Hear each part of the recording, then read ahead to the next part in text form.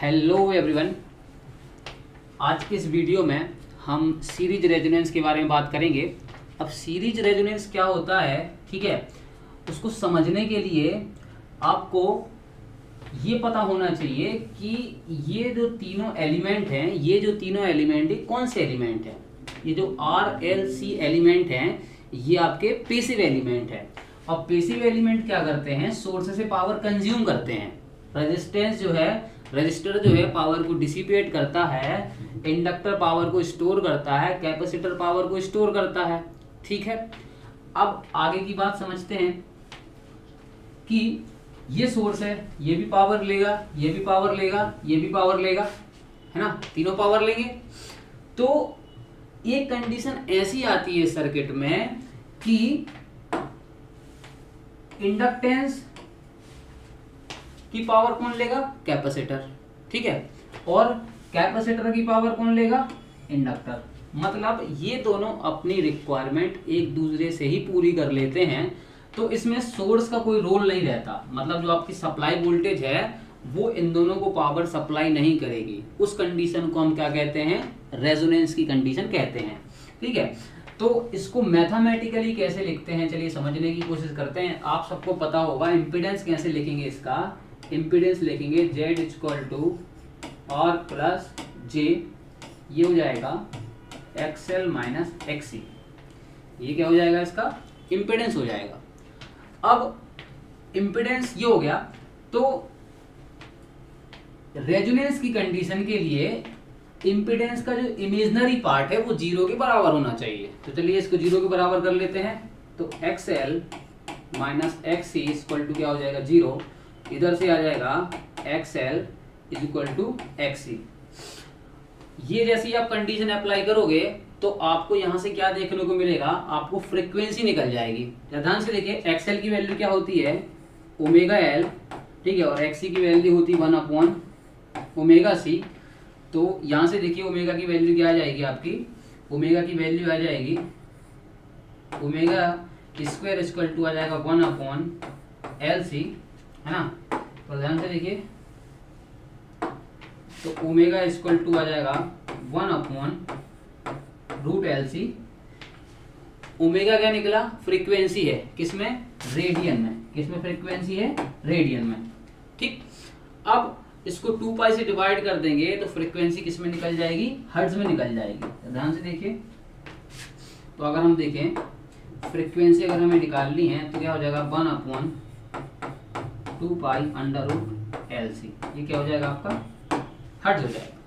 ठीक है, तो ये वो फ्रीक्वेंसी है। अगर इस सर्किट को इस फ्रीक्वेंसी पे ऑपरेट करेंगे, है ना, तो सर्किट ऐसे बिहेव करेगा। क्या क्या क्या पॉइंट मैंने आपको बता दिया, ध्यान से देखिए आप, कई सारे क्वेश्चन बनते हैं इससे। इस फ्रीक्वेंसी पर क्या होगा, जो मैंने फ्रीक्वेंसी की वैल्यू निकाली है, अपन को क्या निकाला मैंने, फ्रीक्वेंसी की वैल्यू 1/2π√LC है ना। क्या निकाला, ध्यान से देखना, 1/2π√LC। ये जो फ्रीक्वेंसी हमने निकाली है, इस फ्रीक्वेंसी पे क्या होगा, सर्किट कैसे बिहेव करेगा कि इंडक्टर की जो पावर रिक्वायरमेंट है वो कैपेसिटर देगा, है ना। जो कैपेसिटर की पावर रिक्वायरमेंट है वो कौन देगा, इंडक्टर देगा। ठीक है, अब इंपॉर्टेंट ऑब्जेक्टिव क्या बनते हैं इधर से, वो हम देख लेते हैं। तो आइए देखते हैं, सबसे पहले इधर से क्या बन सकता है, जरा ध्यान से देखिए आप, कि Z बराबर हमने लिखा था, है ना, R + J XL - XC। जब हमने ये वाला टर्म 0 के बराबर कर दिया तो इधर से पहला ऑब्जेक्टिव बनता है कि सीरीज रेजोनेंस के केस में आपका Z कैसा हो जाता है। ठीक है, तो Z की वैल्यू कैसी हो जाएगी, मिनिमम। पहला पॉइंट इधर से ये बन जाता है कि Z कैसा होगा, आपका कैसा होगा, मिनिमम होगा। चलिए दूसरे पॉइंट की बात कर लेते हैं। तो दूसरा पॉइंट क्या बनेगा, देखिए, अगर Z = R हो गया मतलब सर्किट कैसा हो गया, प्योर रेजिस्टिव सर्किट हो गया। अगर प्योर रेजिस्टिव सर्किट हो गया तो cos फाई कितना हो जाएगा, आपका 1 हो जाएगा। तो ये दूसरा क्वेश्चन हो गया कि सीरीज रेजोनेंस के केस में सर्किट का पावर फैक्टर कितना होता है, 1 होता है। ठीक, नेक्स्ट की बात करते हैं, थर्ड की बात करते हैं। थर्ड, अगर करंट की बात करेंगे हम, तो करंट = क्या होगा, V/Z। क्या होगा, V/Z। अगर Z आपका कैसा हो जाएगा, मिनिमम हो जाएगा, तो करंट आपकी कैसी हो जाएगी, मैक्सिमम हो जाएगी। ठीक है, अब नेक्स्ट बात कर लेते हैं, है ना, इस इक्वेशन को देखो आप जरा ध्यान से, इस इक्वेशन को देखो, इधर मैं I से मल्टीप्लाई कर दूं, है ना, क्योंकि दोनों में सीरीज में है तो करंट कैसे होगी सेम, तो ये क्या बन जाएगा आपका, ये बन जाएगा आपका VL और ये क्या बन जाएगा आपका VC, है ना। तो इस इक्वेशन से हमको ये दिख रहा है कि VL बराबर VC, तो अगला पॉइंट हमारा क्या बन गया इसमें, है ना, कि VL इक्वल टू क्या होगा VC मैग्नीट्यूड में। क्लियर। तो ये आपके इतने सारे पॉइंट्स बनते हैं जिनसे आपके एग्जाम में क्वेश्चन पूछे जाते हैं। ये सारे पॉइंट आपके दिमाग में होने चाहिए।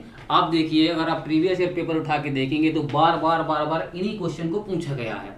ठीक, चलिए 2 पॉइंट मैं आपको और बता देता हूँ कि 2 पॉइंट और कौन से इंपॉर्टेंट हैं इधर से, है ना। चलिए देखते हैं।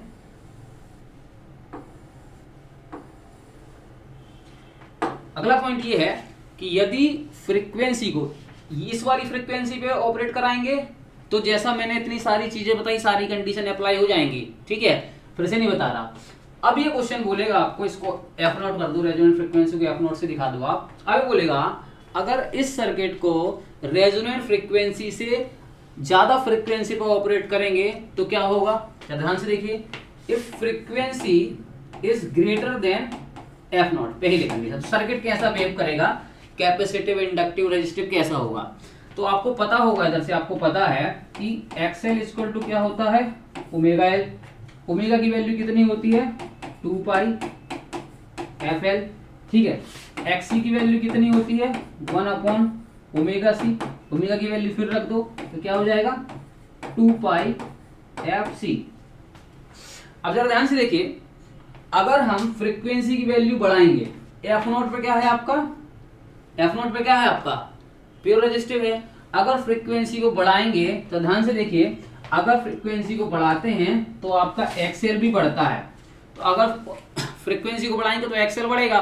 ठीक है, इधर से देखिए आप, अगर हम फ्रीक्वेंसी को बढ़ाएंगे तो XC कम होगा, मतलब इंडक्टिव इफेक्ट ज्यादा देखने को मिलेगा, कैपेसिटिव इफेक्ट कम होने लगेगा। इन दोनों फॉर्मूले से हम देख सकते हैं मैथमेटिकली। तो इस केस में क्या होगा, आपका सर्किट कैसे बिहेव करेगा। अगर टोटल सर्किट की बात करें तो टोटल सर्किट आपका हो जाएगा इंडक्टिव, पहली बात ये हो गई। ठीक है सर। अब दूसरी बात अगर हम करें तो दूसरी बात क्या कर सकते हैं कि अब दूसरी बात करो, अगर फ्रीक्वेंसी की जो है, अगर फ्रीक्वेंसी को हम क्या करें लेस देन करें F0 से, मतलब रेजोनेंट फ्रीक्वेंसी से लोअर फ्रीक्वेंसी पे अगर सर्किट को ऑपरेट कराएं तो क्या होगा, जरा देखिए, इसी फॉर्मूले से आप लोग देख लो।